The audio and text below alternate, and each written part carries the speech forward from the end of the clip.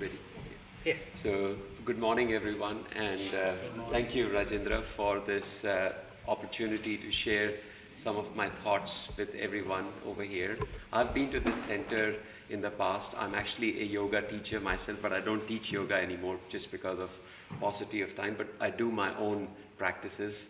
And I'm so glad to see that the community has grown so much because my father, who is associated with Swami Ramdev, also when he visited Melbourne, he came here and Rajendra honored him by way of allowing him to share his thoughts. So why I'm here today really is not so much to kind of tell you that, hey, I've written this book, but actually it's more about this reflection that, you see, we live in a world of information overload. Actually, there is no information that you cannot find which is available at the click of a Google button.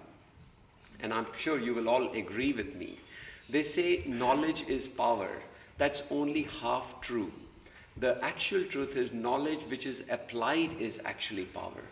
And we kind of tend to ignore this because, we say that there is so much information available. Someone will come around and tell me what I need to be doing. And actually, what Rajendra is doing here and what you are learning as a daily practice is so powerful because you're learning how to apply this knowledge. And that's really the only thing that brings about transformation. Where my personal journey started was, I'm a gastrointestinal surgeon and I work in mainstream tertiary hospitals. But I see that people come to the hospitals because they're looking for a diagnosis and a quick treatment, like perform an operation or give me this medication and all my problems will be solved. Unfortunately, doctors are as lost, and I'm not saying that this is in criticism to what the medical profession has done. Unfortunately, we are as lost about the prognosis. If a patient with cancer comes to me today, I can't say that you're only going to live for 6 months, because we have now got several studies that prove that people can change their prognosis. What prognosis means is really what is your expectancy from that particular disease or ailment or a cancer or whatever you want to call it.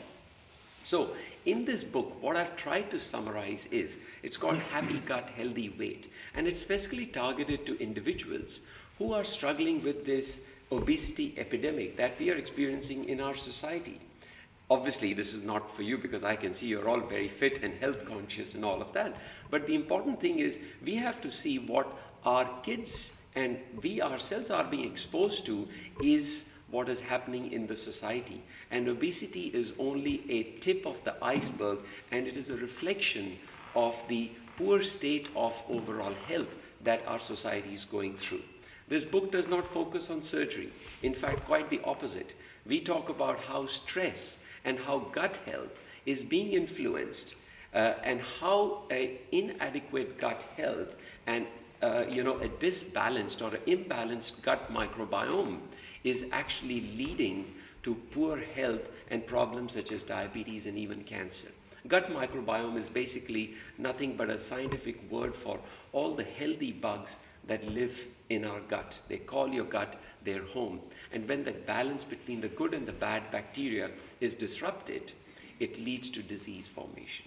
So that's the summary of the book. I've also included pranayam in this as a very crucial part of maintaining optimal gut health, especially Kapalbhati and Surya Namaskar, as Rajendra teaches as well, as to how crucial it is in maintaining optimal gut health. Because as Rajendra just said, that gut is your second brain. There is a very clear gut-brain axis. So what you're experiencing in your gut is influencing your brain, your thoughts, and what you're experiencing in your thoughts is influencing your gut. There is a condition called irritable bowel syndrome, which some of you may have known about. Well, 50% of people who have got irritable bowel syndrome have got some sort of a mental problem like diabetes, depression, anxiety, and stress-related ailments. So this is really just the summary of this.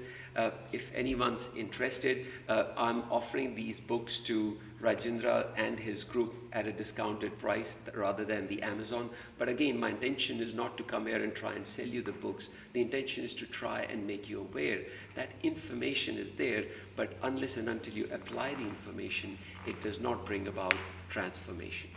Thank you once again for your time.